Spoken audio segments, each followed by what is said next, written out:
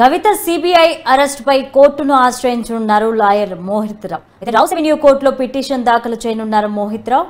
నోటీసులు ఇవ్వకుండా కవితను అరెస్ట్ చేయడంపై అభ్యంతరం వ్యక్తం చేశారు. అత్యవసరంగా పిటిషన్ విచారించాలని కోరనున్నారు లాయర్.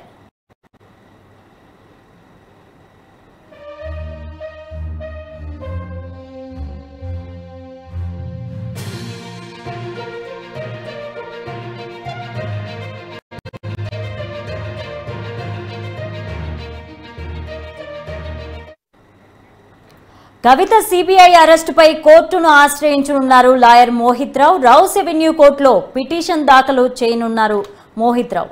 అయితే నోటీసులు ఇవ్వకుండా కవితను అరెస్ట్ చేయడంపై అభ్యంతరం వ్యక్తం చేశారు.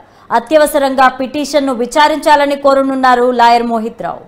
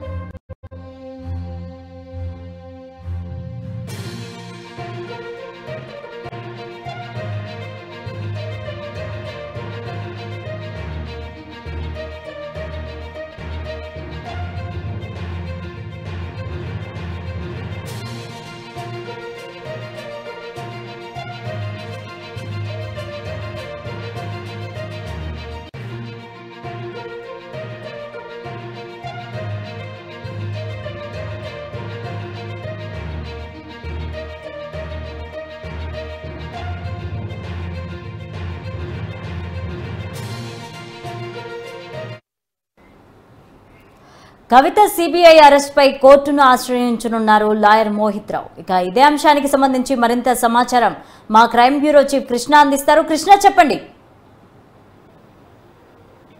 లావణ్య, ఏదైతే కవిత వ్యవహారానికి సంబంధించి టీఆర్ జైల్లో ఉన్న ఆమెను అరెస్ట్ చేస్తున్నామంటూ సిబిఐ అధికారులు ఏదైతే ప్రకటన చేశారో దాన్ని సవాల్ చేస్తూ కవితకు సంబంధించిన న్యాయవాద అంటే టీము వెంటనే రౌస్ అవెన్యూ కోర్టులో పిటిషన్ దాఖలు చేస్తున్నారు. దీన్ని అత్యవసర కేసు కింద పరిగణనలోకి తీసుకుని వెంటనే విచారణ చేపట్టాలని కూడా వారు ఆ కోర్టును కోరబోతున్నారు. ఎందుకంటే కవిత ఇప్పటికే ఈడీ అధికారుల వ్యవహారానికి సంబంధించి జ్యుడిషియల్ రిమాండ్ లో కూడా రిమాండ్ లో ఉంది. సో ఈ క్రమంలో కవితను కస్టడీలోకి ఇవ్వాలని ఒక రోజు ఒక విచారణ చేపడతామని సిబిఐ అధికారులు మొదట రౌస్ అవెన్యూ కోర్టులో ఒక పిటిషన్ దాఖలు చేశారు. దీన్ని కోర్టు అనుమతి కూడా ఇవ్వడం జరిగింది. అయితే జైల్లోనే ఒక రోజు ఆమెను విచారించి స్టేట్మెంట్ రికార్డ్ చేయాలని జైలు అధికారులకు ముందుగా తెలియజేయాలి. అంతేకాకుండా జైలుకు తీసుకెళ్లే ప్రతి వస్తువు వ్యవహారానికి సంబంధించి జైలు అధికారులకు తెలియజేయడమే కాకుండా మహిళ కాబట్టి ఒక 4 మహిళలు కూడా అధికారులు కూడా ఆమెతో పాటు ఉండాలి అని చెప్పేసి కూడా కోర్టు ఆదేశాలు జారీ చేసింది. దీన్ని సవాల్ చేస్తూ గతంలో రౌస్ అవెన్యూ కోర్టులో కవిత పిటిషన్ కూడా దాఖలు చేసింది. దీని మీద ఏదైతే డివిజన్ బెంచ్ ఇచ్చిన తీర్పును సవాల్ చేస్తామో సింగిల్ బెంచ్కి వెళ్ళడం అక్కడ కవితకు చేదనుభవం ఎదురైంది. అయితే ప్రస్తుతం 15వ తేదీన కవిత వ్యవహారానికి సంబంధించి బెయిల్ పిటిషన్ పైన దీనిపైన ఆర్గ్యుమెంట్లు జరగనున్నాయి. ఇప్పటికే కవిత వ్యవహారానికి సంబంధించి ఆమె అరెస్ట్ కావడం, అరెస్ట్ అయిన తర్వాత ఆమెను 10 రోజుల పాటు కస్టడీలోకి తీసుకుని ఈడీ అధికారులు ఈ కేసులో పూర్తి స్థాయిలో విచారణ కూడా చేపట్టారు.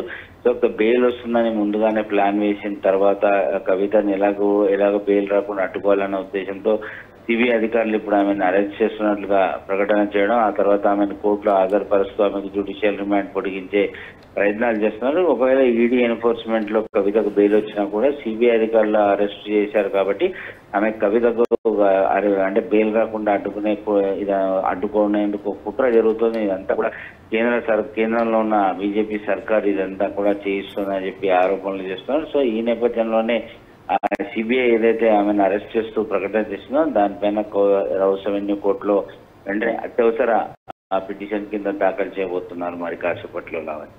Right, thank you Krishna.